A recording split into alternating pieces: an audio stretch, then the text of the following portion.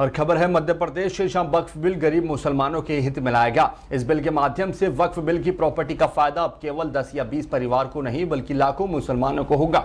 जिन मुसलमानों के पास घर, दुकान, अस्पताल या स्कूल नहीं है, अब उनके लिए वक्फ की प्रॉपर्टी पर मकान और रोजगार के मौके मिलेंगे। प्रधानमंत्री नरेंद्र मोदी के सबका साथ सबका विकास के मंत्र के तहत यह बिल उन लोगों के लिए है जो इन संपत्तियों का नाजायज फायदा उठा रहे थे। अब गरीबों का भला होगा और अनैतिक गतिविधियों पर रोक लगेगी। देखिए हमारी ब्यूरो रिपोर्ट।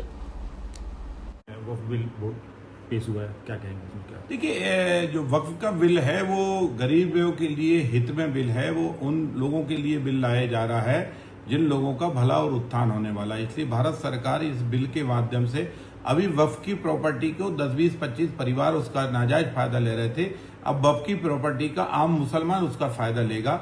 जो मुसलमान हम्माली कर रहा है, जो मुसलमान ट्यूब टायर की दुकान पर बैठा है, जो मुसलमान रहने के लिए घर के लिए मोहताज है, जो मुसलमान पर दिन भर मजदूरी करने के बाद भी परिवार का पेट भरण पोषण नहीं कर सकता, अब उस प्रॉपर्टी का उन मुसलमानों के लिए मकान बने, दुकान बनेंगे, उनके लिए अस्पताल बनेंगे, स्कूल बनेंगे, कॉलेज बनेंगे।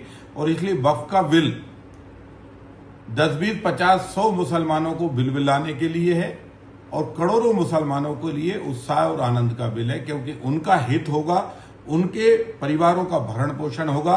और इसलिए मोदी जी सबका साथ सबका विकास का जो मंत्र है ना, वो मोदी जी ने लिया ही इसलिए है कि सरकार की संपत्ति हो, उसका अधिकतम उपयोग कम से कम उन लोगों को किया जाना चाहिए जो गरीब हैं।